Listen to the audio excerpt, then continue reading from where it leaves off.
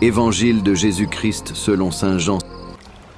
En vérité, je vous le dis, vous pleurerez et vous lamenterez, mais le monde se réjouira. Vous serez triste, mais votre tristesse se changera en joie. Quand une femme est prête à accoucher, elle est triste parce que le temps de sa souffrance est venu, mais une fois que le bébé est né, elle oublie sa souffrance, parce qu'elle est heureuse d'avoir mis au monde un nouveau-né. C'est la même chose avec vous.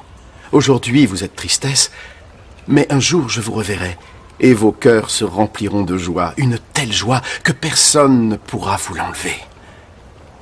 Quand ce jour sera là, vous ne m'interrogerez plus sur rien.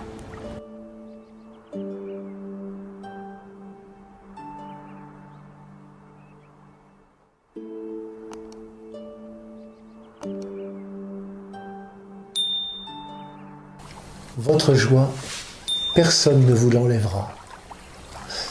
Mais de quelle joie Jésus parle-t-il ? Il vient d'évoquer la peine et la tristesse que connaîtront ses disciples lorsqu'il sera cloué sur le bois de la croix.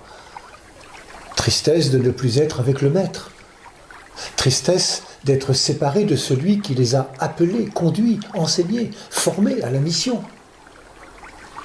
Cette joie promise, comme une éclaircie dans leurs ténèbres, n'est pas de l'ordre sentimental.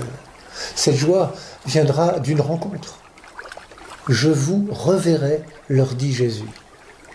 Cette joie viendra de leur rencontre avec celui qui, après avoir traversé la mort, reviendra réveiller en eux la foi, l'espérance et la joie.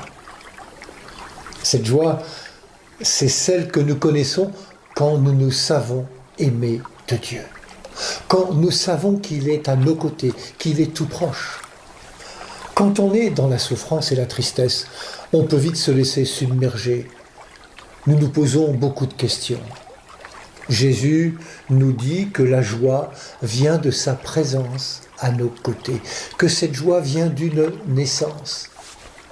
Jésus vient naître chaque jour en notre humanité pour l'ouvrir à sa vie, qui est source de joie. Cette joie de l'Évangile, c'est la joie éprouvée de Jésus qui a vécu la grande traversée de la mort en offrant au monde une nouvelle naissance.